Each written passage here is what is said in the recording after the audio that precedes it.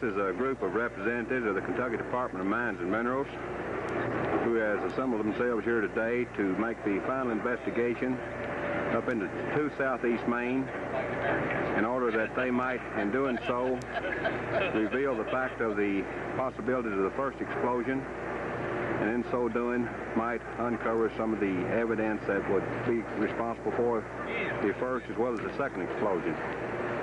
This is Sam Johnson, who is Deputy Commissioner, Department of Mines and Minerals, who works in the office in Lexington, Kentucky. Mr. Lee Wilson, who is District Supervisor in the Harlan District. Dewey Middleton, who is Mine Inspector out of the Harlan District. Leroy Gross, who is Mine Inspector out of the Harlan District. Charles Sargent, who is Mine Inspector out of the Harlan District. And Albert Alexander, who is District Supervisor in the Hazard District.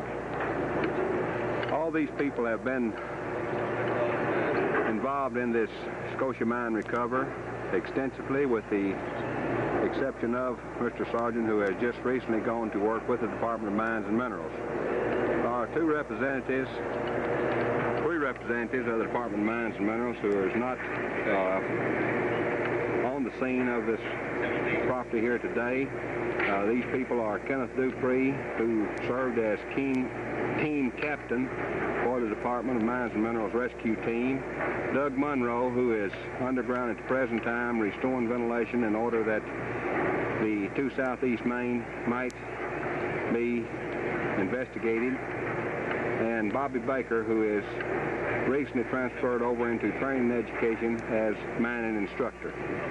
The Commissioner of the Department of Mines and Minerals, Mr. H.N. Kirkpatrick, is en route to the mines at this time, and plans are being made in order that this group of men might go underground and make the final investigation of this mines. This is Mr. Albert Alexander again, who is District Supervisor of the Hazard District. This mine is located and inspected out of the Hazard District.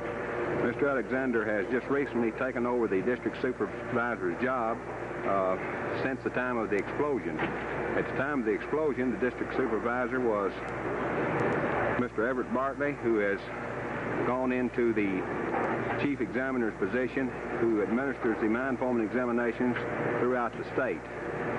Albert, do you feel like that the move that you have made out of the Training Education Division into the Inspection Division is going to be one that is welcomed by you, or do you have mixed emotions of any kind at this time?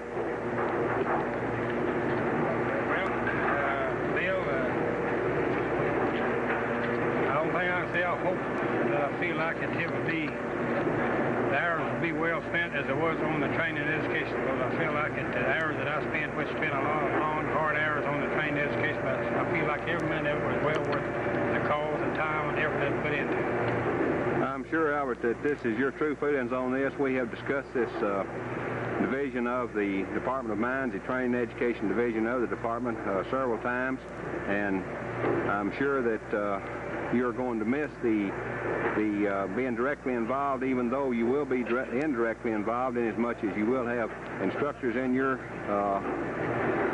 district that would welcome the advice and the suggestions that you have to offer, in as much as you've had several years in training and education.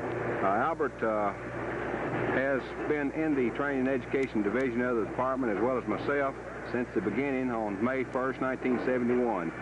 So we feel like that if there is an answer for mine fatalities, disasters such as this, that it will be as a result of training and education.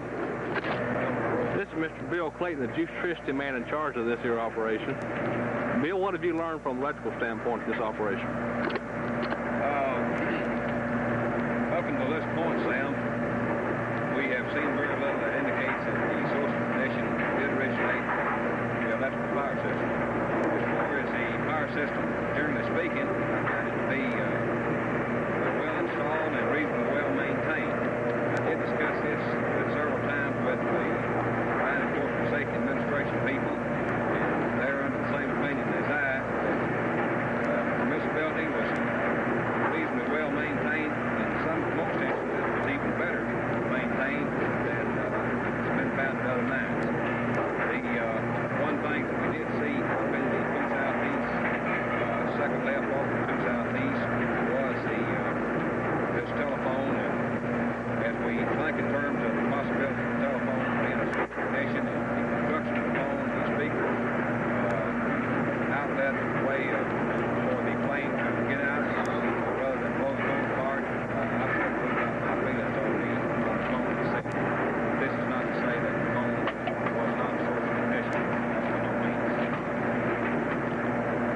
what have you seen so far as to the condition of the locomotives? The locomotives, of course, we went in under auction and examined the locomotives. We examined the batteries for voltage. Daylight or dark, in rain or shine, it don't much matter down in the mines, where the tunnel's deep, Lord, the air gets thin. That's the way of life for the mining man. His lungs are weak, his back is gone, his 60 years are plainly shown. Lived half his life down in the ground. A cold steel hammer rings a mournful sound. Daylight or dark, in rain or shine, it don't much matter down in the mine, where the tunnel's deep, Lord, the air gets thin. That's the way of life for the mining man.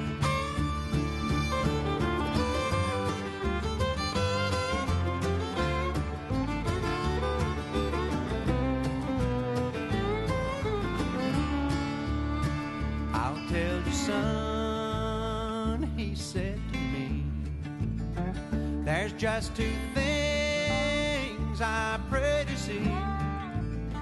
That's the day my Savior calls me home, and to see my son stop mining coal. Oh, Daddy dear, I'll tell you true, there's nothing else for me to do but to make my living